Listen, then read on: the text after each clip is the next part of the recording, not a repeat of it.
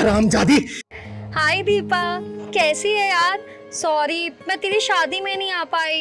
वो क्या है ना, मेरे एग्जाम चल रहे थे। बाकी तू बता, कैसा है तेरा ससुराल? अरे मैं तो अच्छी हूँ। मेरे ससुराल वाले तो मेरी बहुत केयर करते हैं। वेरी गुड, ये तो बहुत अच्छी बात है। अच्छा ये बता, जीजू के साथ कहाँ प्लान कर रही है हनीमून का? हम गोवा जाने का प्लान कर रहे हैं। गोवा?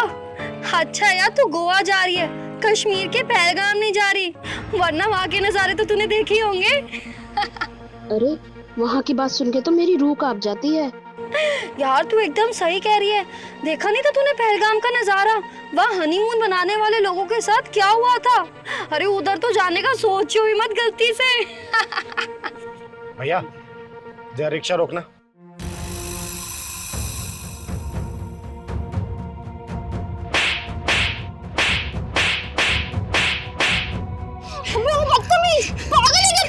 हरामजादी, किसी सुहागन के उछड़े हुए मांग के सिंदूर का मजाक बना रही है तू? अगर वही हादसा तेरे साथ हुआ होता तो तेरे दिल पे क्या बीती? बोल ना, बोल। अबे दो टके की तालिबानी किन्नर, तेरी हिम्मत कैसे है मुझ पे हाथ उठाने की? और तू है कौन जो मुझे ज्ञान दे रही है? चिंगारी नाम है मेरा, चिंगारे किन्नर। और तेरी जैसी बिगड़ी औरतों को सुधारने का काम करती हूँ मैं, समझी? अबे ओ, तू जानती भी है मैं हूँ कौन? मेरा बाप ना सब इंस्पेक्टर है।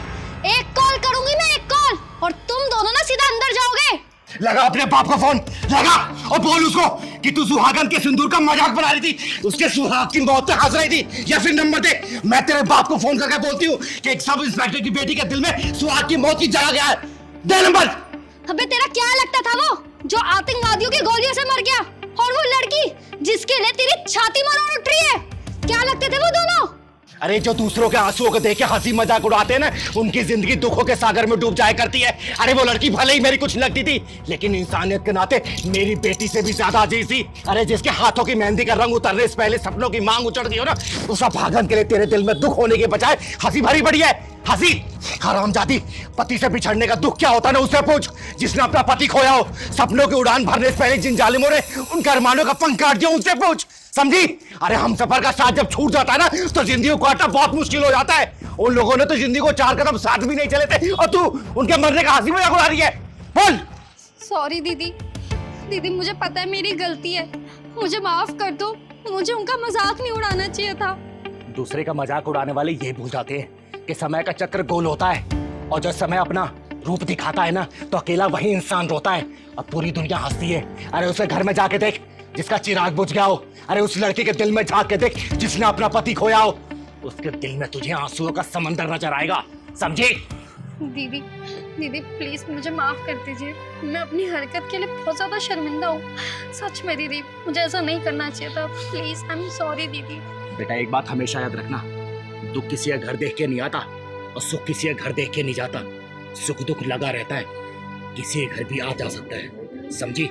और आगे से किसी का हंसी मजाक उड़ाने से पहले ना 100 बार ये चिंगारी का झापड़ याद कर लेना, समझी? चल पहलवान।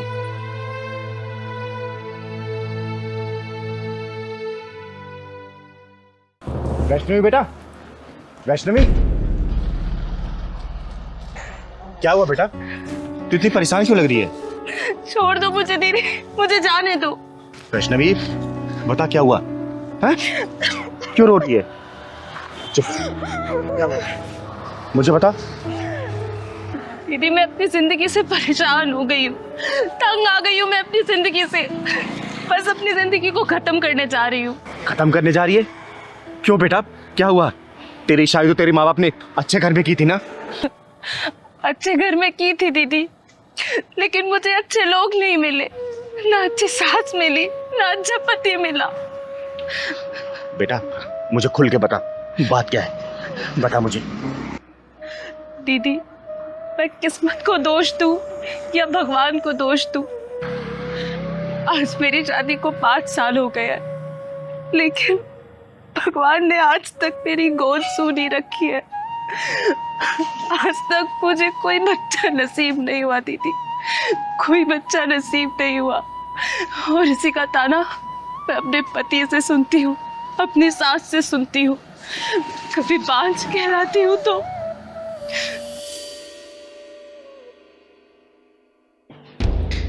है कलमुही। अरे सारे मेहमान बाहर बैठे हुए हैं और तेरे से अभी तक चाय नहीं बनी। अरे एक बच्चा तो नहीं दे सकती है, कम से कम मेहमानों के लिए ढंग से चाय तो बना ले। हैं? हमारे घर की इज्जत बनी रहेगी।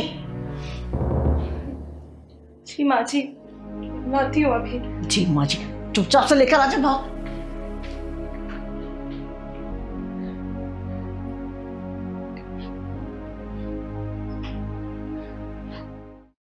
अरे कलमुही कहाँ मर गई? भूखा मारेगी आज हमें।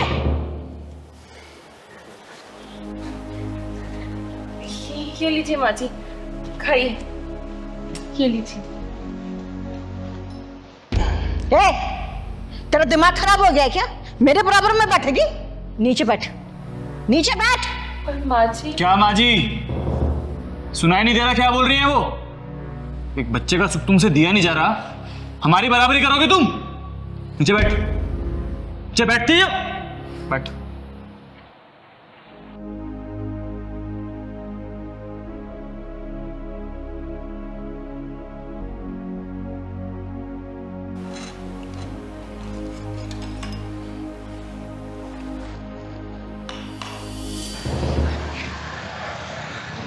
बेटा तू मेरे साथ चल।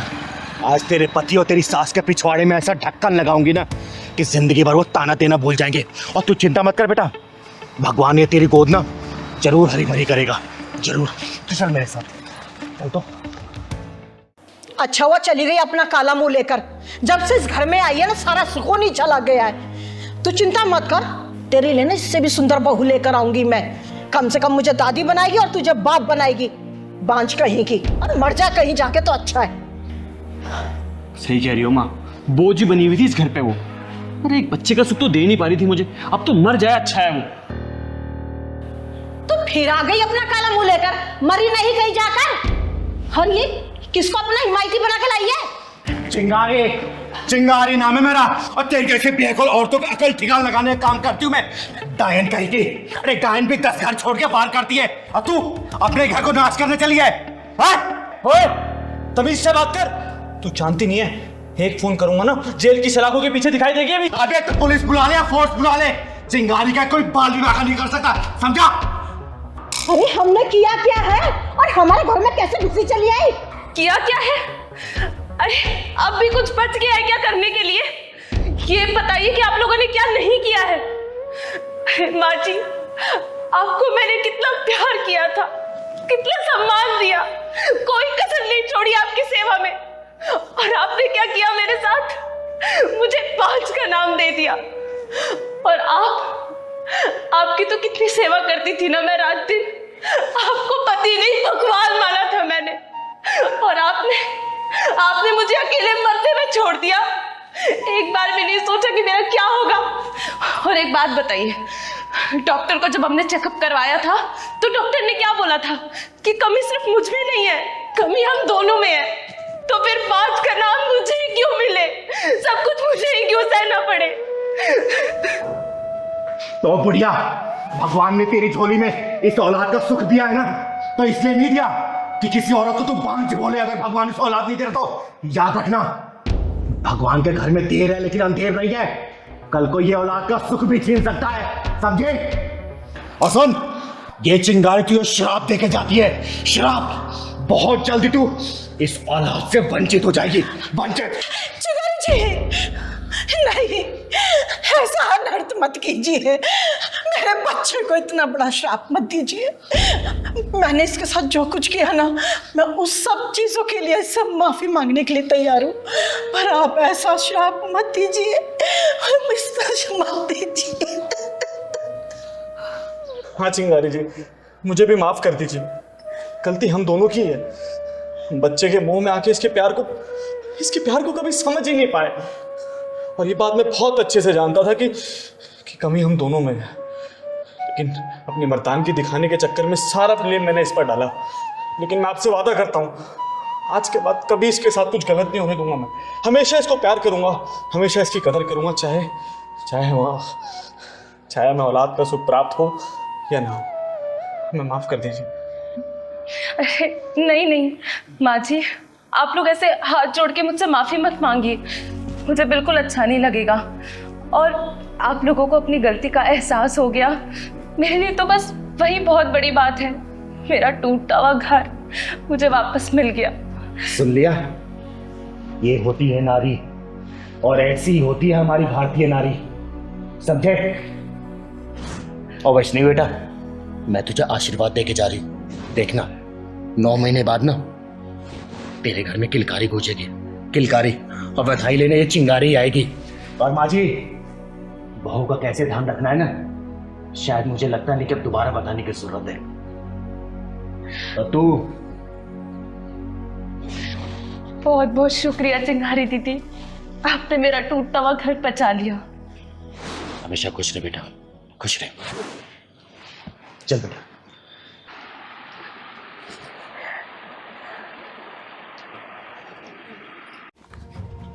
इसी आईडी से उस लड़की को परेशान करता है तू? बोल, ये सोशल मीडिया की बीमारी तेरी खत्म होगी नहीं होगी? बेटा, ये फेसबुक, इंस्टाग्राम, व्हाट्सएप, ये जब सोशल मीडिया है ना, अगर इसके जाल में कोई फंस जाता है वो निकल नहीं पाता है। घर परिवार सब नष्ट हो जाता है, नष्ट, समझा? आगे से अगर मैंने देख लिया ना, काट के रख दूंगी तुझे, समझा? ले निकल। लोगों को क्या हो गया है, सोशल मीडिया पे नाचना है, नंगी नंगी फोटो डालनी है, और ऐसे लोग कमेंट और लाइक करते हैं।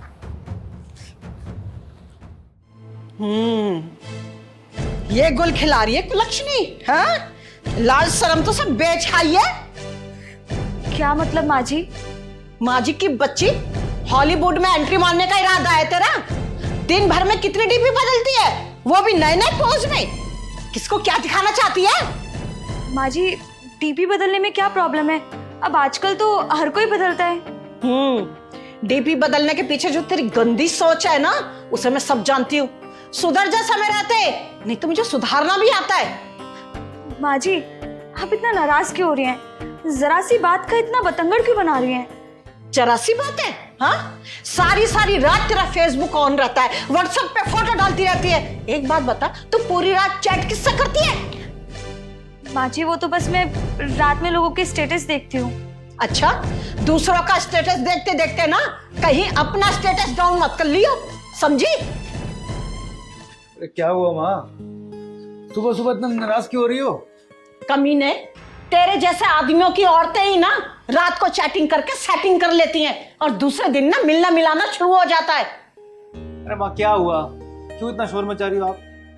क्या बात हो गई? तरुण, पूछ इससे, दिन भर में डीपी पे 10-10 फोटो चेंज करती है, और फेसबुक पे या उल्टी सीधी फोटो क्यों डालती है? क्या चल रहा है इसके मन में? तूने इसका फोन कभी चेक किया है?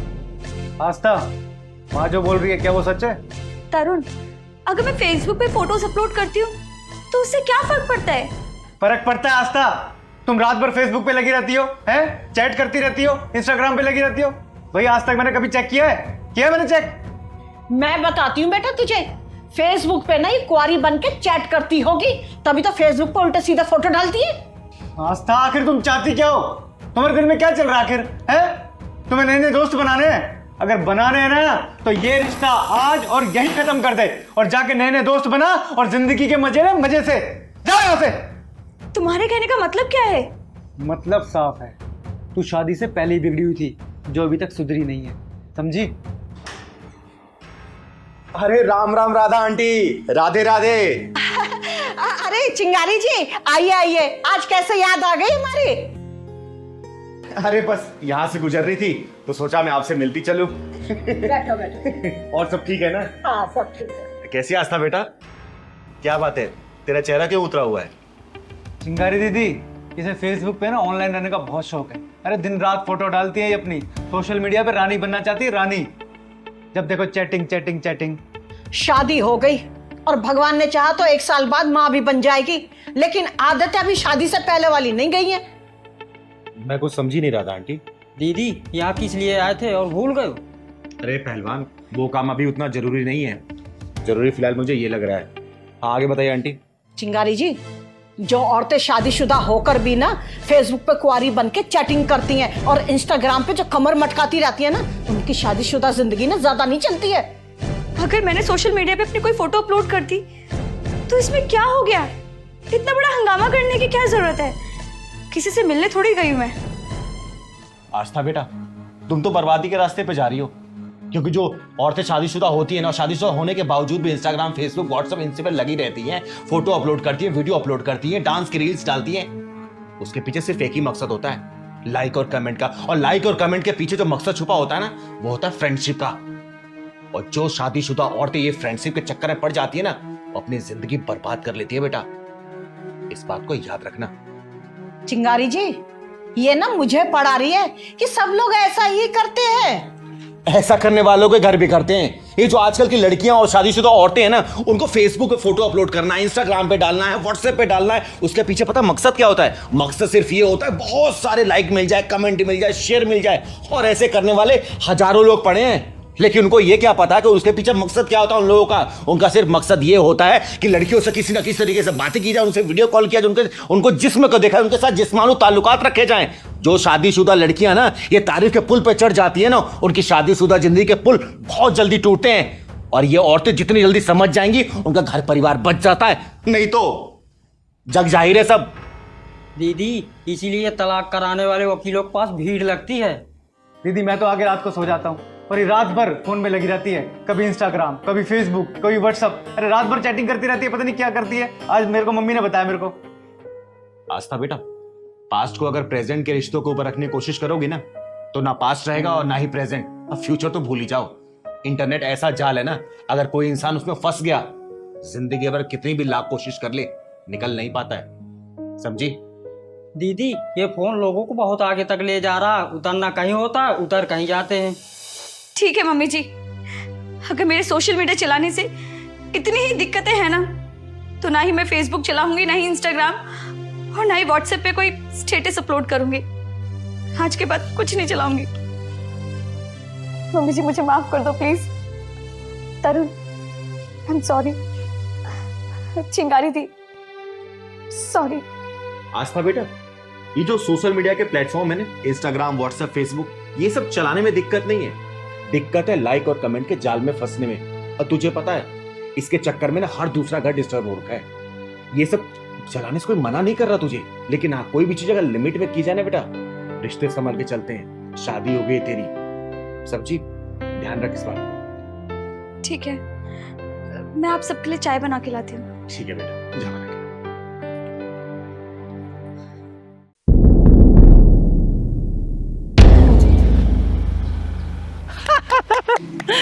सबको मार डालूंगी, किसी को जिंदा नहीं छोड़ूंगी, सबको मार डालूंगी मैं, कोई जिंदा नहीं बचेगा। हाँ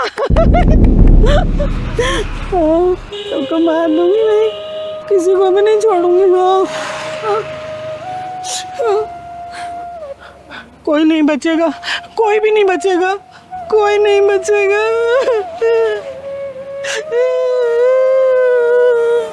दीदी आप चलो यहाँ से, ये औरत मुझे पागल लग रही है, कहीं हमारे पत्थर न मार दे। नहीं साक्षी बेटा, ये औरत पागल कम, घायल ज्यादा लग रही है। इसके गम के समंदर की गहराई में उतर के देखने की कोशिश करते हैं कि कितना गम भरा है इसके अंदर। चल तो। दीदी आप ना हर किसी की गहराई नापने लग जाती हो। अभी तो हमें डंडा पड़ा है, अब लग रहा है पत्थर खाने का भी इरादा है। हाँ ना बेटा, देख कितनी दुखी लग रही है। हाँ, आपको ना राह चलते बसोड़ी में टंग अड़ाने की आदत सी पड़ गई है। खैर, आप किसी की बात मानती कहाँ हो जो मेरी मानोगी। अब चलो। मेरे पास मत आना, मैं कह रही हूँ मेरे पास मत आना। मैं तुम्हारा मैं सर फोड़ दूंगी, मार डालूंगी। जाओ जाओ। अम्मा, मैं आपके बच्चे जैसी हूँ ना। खबरदार, मुझे अगर दोबारा माँ बोला तो आंखें नोच लूंगी मैं तेरी। बड़ा है माँ, माँ बोलने वाला। दीदी ये तो बड़ी खूंखार लग रही है, आप चलो यहाँ से, चलो। नहीं साक्षी बेटा, इनको मैं ऐसी हालत में छोड़कर कहीं भी नहीं जा सकते। अम्मा, आपको भूख या फिर प्यास लगी है क्या? दूर हट, दूर हट, मुझे कुछ नहीं खाना, कुछ नहीं पीना मुझे। तू है कौन? क्या नाम है तेरा? अम्मा, मेरा नाम चिंगारी है, चिंगारी किन्नर। और आपका नाम क्या है? मेरा नाम हाँ, याद आ गया। मेरा नाम राधा था और मेरे दो बेटे थे, दो बहुएं भी थी और छोटे पोता पोती भी थे और एक मेरी मेरी मेरी जवान बेटी भी थी, मार डाला। मेरे सारे परिवार को मेरी आंखों के सामने मार डाला। कोई नहीं बचा, मार डाला सबको। अम्मा, आप कहाँ से आई हैं? रहती कहाँ हैं आप? मैं कौन हूँ? मैं कहाँ से आई हूँ? हाँ, याद आ गया। वो पड़ोसी देश है ना, मैं वहाँ की रहने वाली थी। घर के आगे मंदिर बनवाना भारी पड़ गया। मेरे बच्चों को मेरे सामने मार डाला, काट डाला मेरे बच्चों को। मेरी जवान बेटी की इज्जत मेरी आंखों के सामने लूट ली। मैं चीखती रही, चिल्लाती रही, उनको बिल्कुल भी तरस नहीं आया।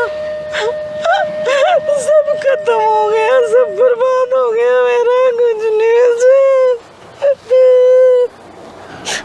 साक्षी बेटा, इनके जैसे ना जाने कितने लोग सीने में दर्द छुपाए हुए तर भटक रहे होंगे पागलों की तरह। अरे कहाँ गया ईश्वर, कहाँ गया अल्लाह?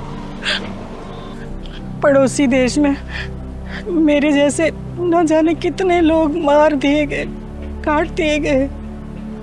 अम्मा, यहाँ आप कहाँ रह रही हैं? अरे मैं तुम्हें कब से ढूंढ रहा हूँ, तुम यहाँ खड़ी हो। अरे क्या कर रही हो यहाँ तुम? चल चल चल मेरे साथ। अरे मैं कब से ढूंढ रहा हूँ तुझे। आप कौन है साहब? ये मैं मेंटल हॉस्पिटल का कर्मचारी हूँ। ये भागकर यहाँ आ गई है, मैं इसे लेने के लिए आया हूँ। बहुत दुखियारी है बेचारी। नहीं, मैं कहीं नहीं जाऊंगी। मैं वहाँ नहीं रहूंगी। अरे चल ना। मैं अपने बच्चों के साथ रहना चाहती हूँ, मैं नहीं जाऊंगी। साहब, अब ये कहीं नहीं जाएंगी, ये मेरे साथ रहेंगी अब। आपके साथ? हाँ जी। लेकिन आप इन्हें ऐसे साथ नहीं ले जा सकते। इनका नाम हमारे मेंटल हॉस्पिटल में रजिस्टर्ड है। अगर आप इन्हें ले जाना चाहते हैं तो हॉस्पिटल चल के आपको कुछ पेपर्स कार्रवाई पूरी करनी पड़ेगी, तब आप ले जा सकते हैं। ठीक है, मैं हॉस्पिटल चल के कागजी कार्रवाई पूरी कर देती हूँ। और अम्मा, आज से आप मेरे साथ रहेंगी। हाँ, मैं पागल खाने में नहीं रहूंगी, मैं अपने बच्चों के साथ रहूंगी। आइए चलिए, मैं कागजी कार्रवाई पूरी कर देती हूँ। आप बेटा। दीदी कहाँ चल रहे हैं? यार, उस बच्ची को हॉस्पिटल देखने जा रहे हैं ना। अच्छा ठीक है। सारा सामान रख दिया ना? हाँ, सारा सामान रख दिया, और गाड़ी में कुछ रखने की जगह भी नहीं है। और दवाइयाँ रख ली हैं? हाँ। दीदी स्कूटी को रोक दिया।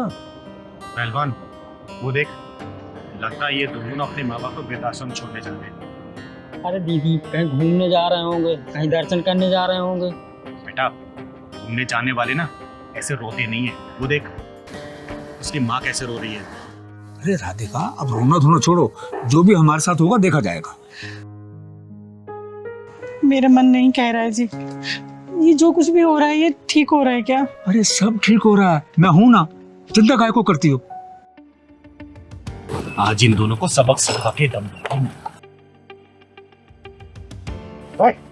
जिस पेड़ की छाव में रहकर तुम लोग बड़े हुए हो, उसी पेड़ को काट के सूखने के लिए डालने जा रहे हो तुम लोग।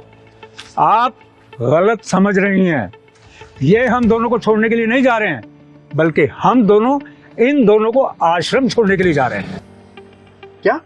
हाँ। ये हमें छोड़ने नहीं जा रहे, हम इन्हें छोड़ने जा रहे हैं। माफ करना मुझे, गलतफहमी में आके मैंने आपके साथ बदतमीजी की। माफ करना मुझे। मेरा नाम चिंगारी है, चिंगारी किन्नर, और समाज की बिगड़ी सोच को सुधारने का काम करती हूँ मैं। ये मेरा इकलौता बेटा आकाश, और ये मेरी बहू आकांक्षा। दरअसल हम दोनों बूटा बूटी इन दोनों की आंखों में खटक रहे थे। हमारी बहू हमें घर से अलग रहने के लिए कह रही थी, और इससे पहले कि ये हमें अपने घर से अलग करें, हमने इन दोनों को घर से अलग करने का फैसला कर लिया। अरे ये घर मेरा, ये गाड़ी मेरी, कमाई सब कुछ मेरा है, और मेरी कमाई पर अगर अपना कोई हक जताए, ये मुझे मंजूर नहीं है बिल्कुल। मम्मी पापा हमें माफ कर दीजिए, आप जैसा कहेंगे हम वैसा करने के लिए तैयार हैं। वेरी गुड, तो गाड़ी में बैठो और जाओ। तुम्हारा आश्रम में रहने का पूरा इंतजाम कर दिया गया है, और वहाँ के इंचार्ज से मेरी बातचीत हो चुकी है। तुम्हें रहने में कोई भी तकलीफ नहीं होगी। वाह वाह, बिल्कुल सही फैसला आपका। ये औलादे अपने आप को समझती क्या है और माँ बाप को क्या समझती हैं? बेसहारा या फिर लाचार? अरे नकलमंदों, कौन समझाए कि माँ बाप कभी लाचार और बेसहारा नहीं होते। अरे इन औलादों को माँ बाप के सहारे की जरूरत पड़ती है, लेकिन माँ बाप अपने दम पे खड़े होते हैं। ये औलादे जो होती है ना, माँ बाप के बिना एकदम चल भी नहीं सकती और अपने पैरों पे खड़ी भी नहीं हो सकती। चिंगारी जी, हमारी हिम्मत की दीवारें अभी इतनी जर्जर नहीं हुई कि कोई हमारे जज्बातों की छतों को रौंद कर चला जाए। जिनके चलने के लिए हमने रास्तों से कांटे हटाए, वही हमारी राहों में गड्ढा खोदने चले थे। माँ जी, बिल्कुल सही डिसीजन आपका। इससे बहुतों को सीख मिलेगी कि आजकल बच्चे माँ बाप को आश्रम नहीं भेज रहे, बल्कि माँ बाप अपने बच्चों को आश्रम भेज रहे हैं। दीदी, इन्होंने तो उल्टी गंगा बहा के दिखा दिया। सही कह रहा है पहलवान, आज तक तो सबने सीधी गंगा बहती हुई देखी होगी और इन दोनों ने तो उल्टी गंगा ही बहा दी। मजा आ गया भाई। पापा हमें माफ कर दो, हम वहाँ पर नहीं रह सकते हैं। वहाँ का एटमॉस्फेयर हमें सूट नहीं करेगा। अच्छा, तो जो बेटे अपने माँ बाप को आश्रम में भेज देते हैं, उन बेटों को ये समझ नहीं आता क्या कि वहाँ का एटमॉस्फेयर भी उनके माँ बाप को सूट नहीं करेगा?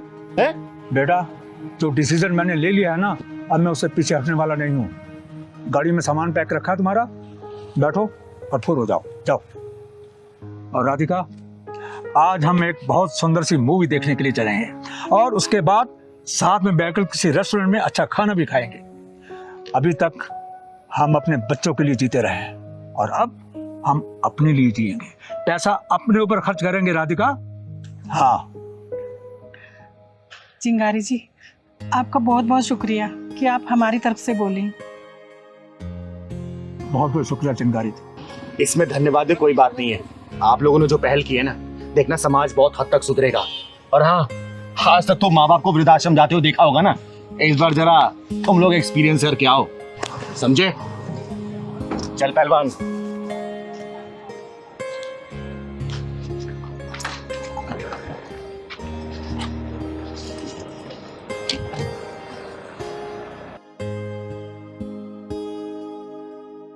कैसे करमराज भैया? बस चिंगारी दीदी, आशीर्वाद है आपका। दाल रोटी चल रही है बढ़िया से। घर में सब ठीक है ना? हाँ, भगवान की कृपा से सब ठीक है। आप बताइए क्या लेंगी? आप तो देखने की भी जरूरत नहीं है, सारी सब्जियां ताजी हैं, आग बंद करके उठा लीजिए आप। आलू क्या भाव दिए? अरे बेटा, कैसी बातें कर रही हो? आलू 30 रुपया किलो। 30 रुपए किलो? अबे तू आलू बेच रहा है कि सोना बेच रहा है? बेटा, हर जगह यही रेट चल रहा है, क्यों परेशान हो रही है? मम्मी तुम ना मुंह बंद करो। बेटा, आलू हर जगह 30 रुपए किलो ही है। अच्छा, तुमसे पूछा मैंने? तू बता, ये गोभी क्या भाव दी है? गोभी 50 रुपया किलो। 50 रुपए किलो? आलू 30 रुपए किलो, गोभी 50 रुपए किलो। अरे क्या चल रहा है ये? चल अभी ये बता दे कि टमाटर क्या भाव दिए है? मैडम, जिस हिसाब से आपकी हरकतें हैं ना, आप टमाटर का भाव ना पूछो तो ही अच्छा है। चक्कर आ जाएगा सुन के आपको। ओए, तूने क्या समझ रखा है मुझे? तेरे साथ ना तेरे पूरे खानदान को भी खरीद सकती हूँ मैं। अभी तक तेरा पापा ने मकान का किराया तक नहीं दिया। मम्मी, और तुम शांत नहीं रह सकती हो कि थोड़ी देर? हैं जी, 30 रुपए किलो तो आलू आपसे खरीदे नहीं जा रहे। आई बड़ी मेरा खानदान खरीदने वाली। तू ना अपनी औकात में रहकर बात कर मुझसे। अबे 1000-1500 से ज्यादा की तेरी औकात नहीं है। जितना पैसा तू कमाता है ना रोज, उतने का मैं पिज्जा बर्गर खा जाती हूँ। बेटा, क्यों झूठ बोल रही है? 1000-1500 का पिज्जा खाने वाली 30 रुपए के आलू के लिए मोलभाव कर रही है। एक बात बताओ, तुमसे किसने कहा है हमारे बीच में पड़ने के लिए? अपना सब्जी लौट जाओ यहाँ से। एक बात बता, 20 में आलू बिक रहे हैं और 25 में गोभी, तो लूटी तो मचा रखी है तूने। अरे बहन जी, लेना है तो लीजिए, नहीं तो जाइए यहाँ से। क्यों मेरा और अपना टाइम खराब कर रही हैं आप? दीदी आप बताइए। चल सही सही रेट लगा ले। आधा किलो आलू दे दे और आधा किलो टमाटर कर दे। चल बेटा, बहस क्यों कर रही है? जल्दी ले लेना। बहन जी देखिए, रेट तो कम नहीं होगा। आपको लेना है तो लो, नहीं तो जाओ यहाँ से। बेच सब्जी रहा है और अकड़ सुनारों वाली दिखा रहा है। चल अब एक काम कर, मेरे पास भी इतना टाइम नहीं है। आधा आधा किलो ना सारी सब्जियों में से कर दे फटाफट। चल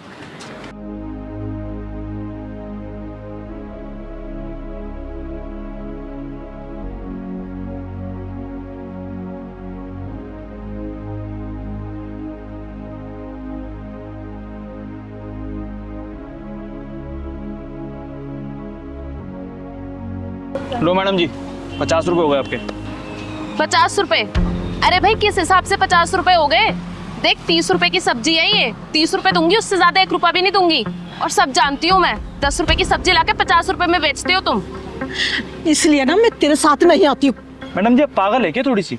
अरे कर्मराज भैया, इन जोशों की औकात क्या है पूछना नहीं पड़ता, खुद ही बता देते हैं ऐसे लोग। और तेरी औकात क्या है? गली गली में ताली बजाना और 10-10 रुपए मांगना। ओए घमंडी औरत, तू कर्मराज भैया से माफी मांग, वरना तेरा थोपड़ा बिगाड़ दूंगी मैं। रहने दो दीदी, मत मारो इनको। ये लोग अपनी झूठी शान के चक्कर में अपना आत्मा और ज़मीर तो बेच ही चुके हैं। इनको मार के कोई फायदा नहीं है दीदी, कोई फायदा नहीं है। जिन लोगों की आत्मा और ज़मीर मर चुके हैं उनको मार के क्या फायदा, आप खुद बताइए ना। मैडम आप ले लो, आपको जो चाहिए आप सब ले लो। आप ये सब्जी ऐसी फ्री में ले जाओ बहन जी, कोई बात नहीं। माफी? और वो भी इससे? माफी मांगे मेरी जूती। ये ले पकड़ अपने पैसे, चलो मम्मी। कर्मराज भैया, आप मेरी सब्जी पैक करके रखो, आती हूँ मैं जरा। अरे दीदी, अपनी हरकतें छोड़ दे, नहीं तो एक दिन पछताएगी। भाग कहाँ रही है? हैं? माफी तू क्या, तेरी पुरखे मांगी और तेरी हिम्मत कैसे हुई एक गरीब सब्जी वाले की बेइज्जती करने की? बोल। दीदी इसे माफ कर दीजिए, नादान है। नहीं माँ जी, ऐसे लोग समझाने से नहीं समझते। ये झूठी नस्ल की जो औलादें होती है ना, ये बहुत ही खतरनाक होती है।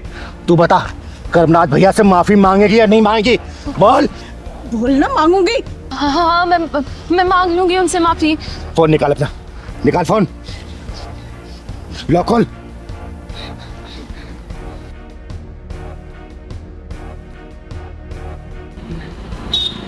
हेलो कर्मराज भैया। जी चिंगारी दीदी बोलिए।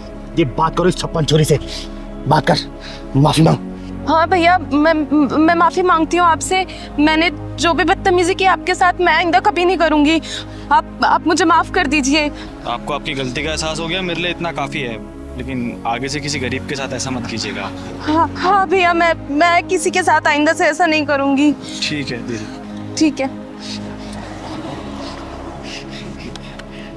आगे से किसी के साथ ऐसी हरकत करेगी ना, जान से मार दूंगा तुझे, समझी? और बहन जी, अपनी बेटी को समझा देना, अच्छा नहीं होगा इसके लिए।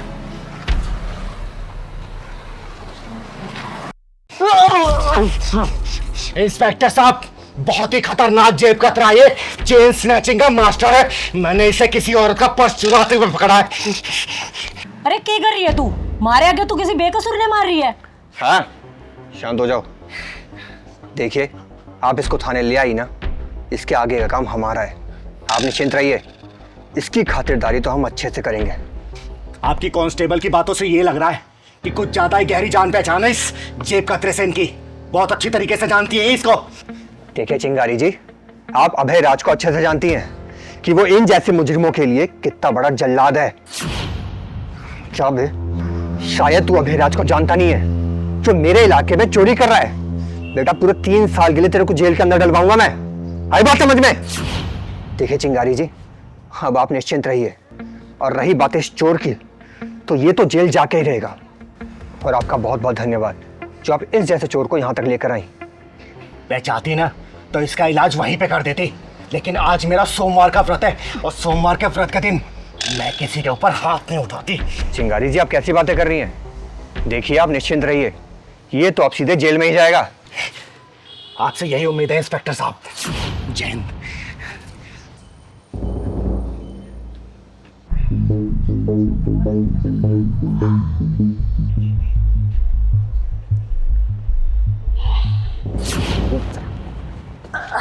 सुबह साले हमारे इलाके में लूटमार कर रहा है, सारा माल खुद हड़प कर रखना चाहता है क्या? मैं तेरे को पता नहीं है क्या कि लूट मार का 50% हमको भी मिलता है? नाम क्या तेरा? शोएब नाम है। पहली बार इस इलाके में हाथ साफ गया हूँ साहब। और क्या चुराया तूने, ये बता मुझे। अरे वाह, जियो मेरे शेर। टेंशन मत ले, पकड़ा गया है तो कोई टेंशन वाली बात नहीं है। तेरे को हम छोड़ देंगे, लेकिन तू इस धंधे को मत छोड़ियो। आई बात समझ में? अरे तन्ने भी रहना है कि सैलरी तो सिर्फ हमारी रोजी रोटी चल रहा है। थारे जैसा हो जाए तो हम ऐश कर रही हैं। हाँ वे, तो पकड़ अपना 50% और बाकी का 50% हमारा। खड़े खड़े क्या देख रहा, चल निकल यहाँ से। जाता हूँ साहब, जाता हूँ। सलाम साहब। चल।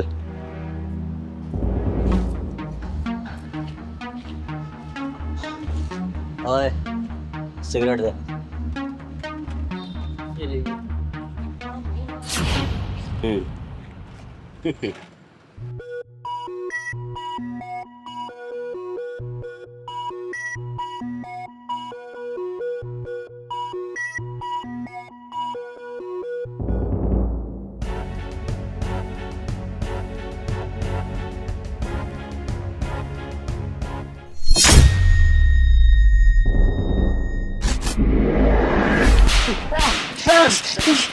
अरे अरे क्या करी, मर जाएंगे। चिंगारी छोड़ इसे, वरना अंदर कर दूं तुझे।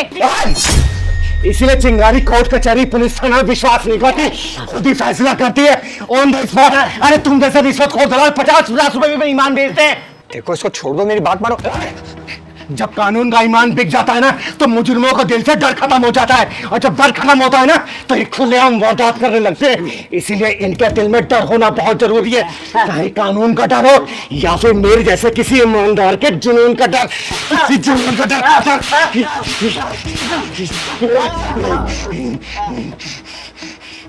ये होता है डर, और डर होना बहुत जरूरी है। और जब ये होश में आएगा ना तो ईमानदारी की जिंदगी जिएगा। और जा रही हूं मैं, दम है तो रोक के दिखा मुझे, रोक ले आके।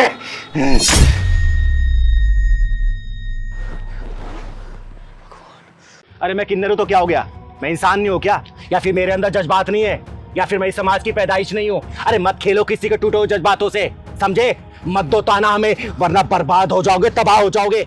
तेरे जन्मदिन पर, अरे आसिफ भाई आज मेरे पहलवान का जन्मदिन है, तो शाम को घर पे आना भूलना मत, ठीक है? जी जरूर आऊंगा। और हाँ, भाभी जी को भी लेके आना। जी जी। चलती भारी जी को भी बोलना है। अरे चाचा आज मेरे पहलवान का जन्मदिन है, तो शाम को घर पे जरूर आना। और चाची को भी लेके आना। अरे जल्दी चल, मेरा बॉयफ्रेंड इंतजार कर रहा हूँ। अरे चल तो रही हूँ बाबा यार। अरे प्रिया बेटा आज मेरे पहलवान का जन्मदिन है, शाम को घर पे आना भूलना मत दोनों, ठीक है? अरे दीदी मेरे जन्मदिन के दिन आप पगला जाती हो। एक्चुअली पागल नहीं हो जाती है, बल्कि ऑलरेडी पागल है ये। और तूने सोच भी कैसे लिया हम और तेरे घर आएंगे? बड़ी आई हमको बुलाने वाली। तूने सोच भी कैसे लिया हम तेरे घर खाना खाने आएंगे? तेरे को पता है जितने तेरे घर पे लोग इस कार्टून के बर्थडे में आएंगे ना, उससे ज्यादा तो हमारे कुत्ते की बर्थडे पार्टी में आ जाते हैं प्लेट चाटने। सुन लिया दीदी, और भी कुछ बेइज्जती कराना है क्या? चलो चलते हैं यहाँ से। अरे एक्चुअली ना बेइज्जती उनकी होती है जिनकी कोई इज्जत होती है। इन जैसे लोगों की ना कोई इज्जत बेइज्जती होती नहीं है। जिंदगी में इनका एक ही मोटिव होता है, सड़क पे भीख मांगना और अपना पेट भरना। और वैसे भी इन लोगों को बेइज्जती से क्या ही फर्क पड़ता होगा। सुन लिया दीदी, अब यहाँ से और सुनना बाकी है क्या? चलो चलते हैं। किसी को न्योता देने से पहले ना अपना स्टैंडर्ड देख लेना चाहिए। और वैसे भी इन जैसे बेशर्म लोगों को क्या पता स्टेटस क्या होता है, क्योंकि इनका तो कोई स्टेटस होता ही नहीं है। तो सही बोल रही है प्रिया, इन लोगों के मुंह लगने से ना अपना ही स्टैंडर्ड डाउन होगा, अपना ही लेवल बेकार होगा। और ये लोग तो ना 3 में और ना 13 में कहीं स्टैंड ही नहीं करते। मुझे तो ये समझ नहीं आ रहा ये किन्नर बर्थडे मनाने के लिए इतना खुश क्यों हो रही है। अरे मोना डार्लिंग, तो समझ नहीं पा रही बात। एक्चुअली क्या है ना, ये सबको बर्थडे में इनवाइट करेगी, लोग इसके घर पे आएंगे, इसको गिफ्ट्स और कुछ चिल्लर देकर चले जाएंगे। हाँ, इसी लालच में सबको न्योता देती फिर रही है, ताकि 150 रुपए का केक खिला के 500,000 की कमाई हो जाए। इनका तो दिन बन जाएगा इतने पैसों में। दूसरों की इज्जत को फुटबॉल समझ के जो लोग घमंड के जूते से उछाल करते हैं ना, तो बेइज्जती गोल उन्हीं घेरों में आते हैं। अरे मैं किन्नर हूं तो क्या हो गया, मैं इंसान नहीं हूं क्या? या फिर मेरे अंदर जज्बात नहीं है, या फिर मैं इस समाज की पैदाइश नहीं हूं? अरे मत खेलो किसी के टूटे हुए जज्बातों से, समझे? मत दो ताना हमें, वरना बर्बाद हो जाओगे, तबाह हो जाओगे। और जब समय की आंधी चलती है ना तो अभिमान की ऊंची ऊंची इमारतें भी ताश के पत्तों की तरह ढह जाया करती है। अरे हम किन्नर भी इसी समाज की पैदाइश है, कोई आसमान से टपके नहीं है, समझे ना? अरे किस बात का घमंड है तुम लोगों को? बोलो ना, पैसे या कोठी का, बैंक बैलेंस का, ऑफिस का, या फिर सुंदरता का? तो कुछ दिनों बाद झुर्रियों को छुपाने के लिए मेकअप का सहारा लेना पड़ेगा। अरे जन्म और मरण सबका एक जैसा ही होता है, चाहे वो इंसान हो, अमीर हो, गरीब हो, या फिर हम जैसे किन्नर, समझे? मरना सबका तय है। भगवान की बनाई हुई रचना में अपने अभिमान का काला रंग मत पोतो, समझे? चल पहलवान।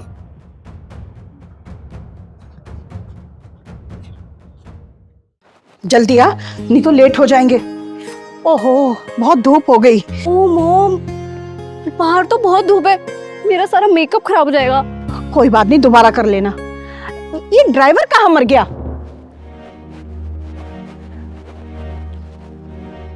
अरे गाड़ी भी लॉक है। ये नमक हराम कहाँ चला जाता है? हैं? कभी भी टाइम पे नहीं रहता गाड़ी के पास। मॉम, मैंने आपको पहले ही कहा था इसे जॉब से निकाल दीजिए ना, इसकी वजह से हमें धूप में सहना पड़ रहा है। ओके बेटा, शांत हो जा। मालकिन माफ करना, मेडिकल स्टोर चला गया था दवाई लेने के लिए। हार्ट अटैक हो गया था या कैंसर हो गया था तुझे? हाँ, दिख नहीं रहा कितनी धूप है और हम यहाँ खड़े हुए, गाड़ी भी लॉक है। मॉम, मैंने तो पहले ही कहा था इसे काम से निकाल दो, काम चोर होता जा रहा है ये। देखो कैसे झूठ बोल रहा है ये आदमी। तनु बेबी, मैं झूठ नहीं बोल रहा, आप खुद चेक करो मुझे कितना तेज बुखार है। यू ब्लडी बास्टर्ड, तेरी हिम्मत कैसे हुई? तेरा ना मैं हाथ तोड़ दूंगी, समझा? चिंगारी किन्नर मजबूर और लाचारों के ऊपर हाथ उठाने वालों की हाथें तोड़ देती है और नजरें उठाने वालों की आंखें फोड़ देती है, समझे? ओए, तू कौन है और हमारे बीच में टांग अड़ाने क्यों आई है? ये ना हमारा नौकर है, चाहे मैं इसे गाली दूं चाहे लाते मारूं। तू होती कौन है? हाँ, 20K सैलरी, फ्री में काम नहीं करता यहाँ पे। अब तू क्या मुंह देख रहा है? सामान उठा, चल अंदर चल। पहलवान बेटा। दीदी, मैं मजबूरी में यहाँ गाड़ी चलाता हूँ, इनके यहाँ सैलरी कम और गाली ज्यादा मिलती है खाने को। मुंह बंद कर, ऐसा चांटा लगाऊंगी ना जबड़ा हिल जाएगा तेरा। सामान उठा। सेकेंड हैंड गाड़ी में करोड़ों का अभिमान और इस अभिमान का आकाश में मकान। वाह दीदी, लगता है नए नए पैसे वाले बने तभी इतना घमंड है। सुन लो, अरे सुन लो नकली रईस जादियो, घमंड का पहाड़ बहुत ही कच्चा होता है और समय की आंधी का एक झोंका भी उसको झेल नहीं पाता। रेत की तरह बह जाता, ढह जाता, पता भी नहीं चलता कहाँ जाता। घमंडी का सिर एक न एक दिन नीचे जरूर होता है, समझे? ओए, चल अपना रास्ता नाप, हमें देर हो रही है। बड़े अच्छे मूड से निकले थे, सारा मूड खराब कर दिया। दीदी, ये दोनों बिना ढक्कन लगाए नहीं मानेंगे। सही कह रहा है पहलवान, और चिंगारी को हर बीमारी का इलाज करने आता है और इन लोगों की बीमारी क्या है चिंगारी को अच्छे से पता चल चुकी है। तू यहाँ से जाएगी या पुलिस को बुलाऊं? मॉम, हाँ पुलिस को बुलाइए, इसने मेरे पे हाथ उठाया है। शुक्र मना के तेरे ऊपर सिर्फ हाथ उठाया है, दुनिया से नहीं उठाया, वरना चिंगारी तेरे जैसे बददिमाग वालों को दुनिया से उठा देती है। अभी रुक, पुलिस को फोन लगाती हूँ। चिंगारी ना बदमाश से डरती है और ना ही किसी कानून से। चिंगारी सिर्फ डरती है अपने उबलते हुए खून से। अगर मेरे खून में उबाल आ गया ना तो सामने वाला दुनिया से उठ जाता है। इससे बेहतर इससे माफी मांग लो, वरना दुनिया से उठाने में तनिक भी समय नहीं लगेगा। माफी मांगो इसे। दीदी, ये मुझे नौकरी से निकाल देंगे और इस समय मुझे नौकरी की बहुत ज्यादा जरूरत है। भैया तुम इसकी चिंता मत करो, समझे? क्योंकि चिंगारी कभी भी किसी के सामने गिरते हुए किसी को देख नहीं सकती, चाहे इसके लिए कोई भी कीमत चुकानी पड़ जाए। तुम दोनों माफी मांग लो इससे, वरना मार मार के तुम लोगों का चेहरा का ये हाल करूंगी ना कि आईना भी पहचानने से इनकार कर देगा। माफी मांगो।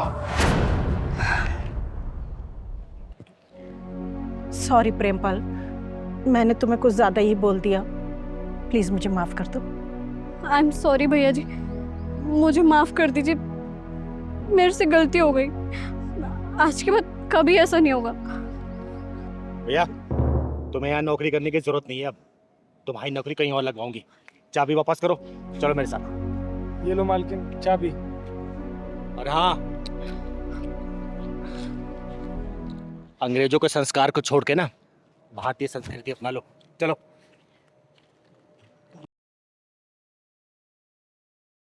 पहलवान। हाँ दीदी। आदित्य जी ने लोकेशन यहीं की तो बताई थी। हाँ दीदी, वो लड़की बैठी उससे पूछ लेते हैं दीदी, गाड़ी साइड में करके। हाँ चल, उससे पूछते हैं। तू जा उस बच्ची से घर पूछ के आ तो आदित्य जी का। जा तो दीदी।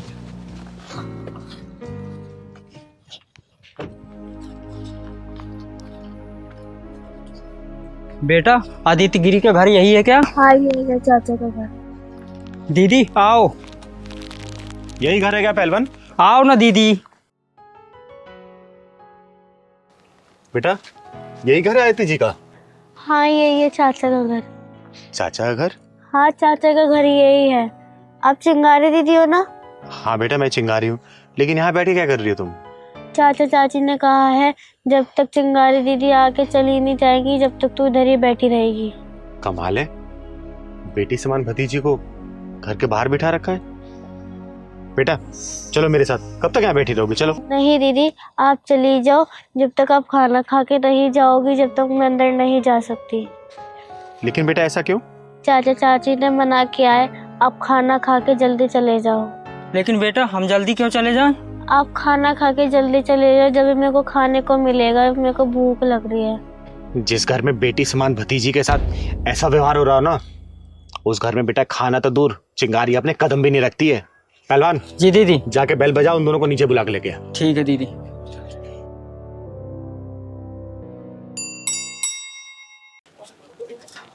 दीदी बुला रहे हैं, नीचे आ जाओ आप लोग।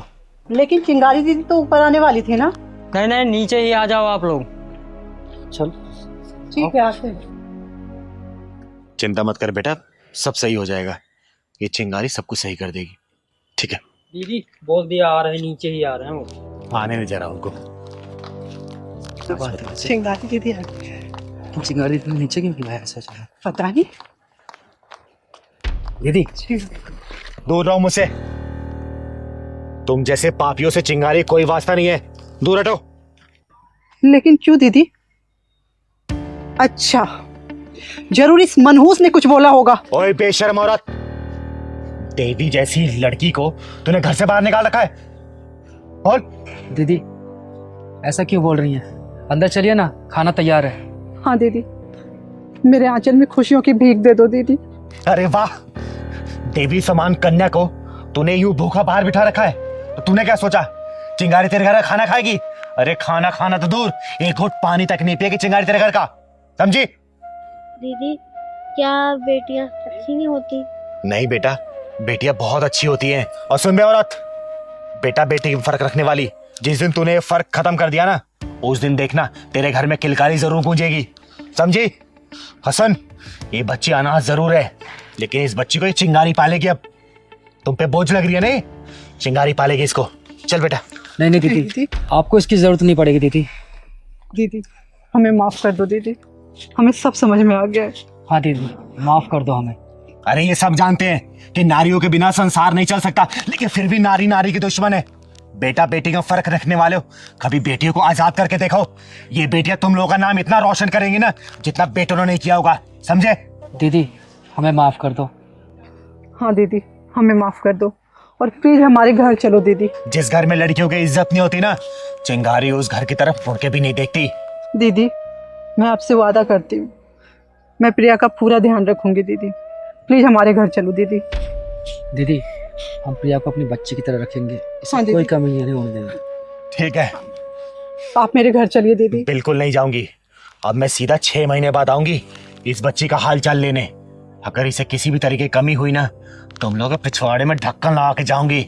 अगर तुम लोगों ने इसे सही से रखा तो तुम लोगों का आशीर्वाद देके जाऊंगी, समझे? चल पहलवान। चलो दीदी।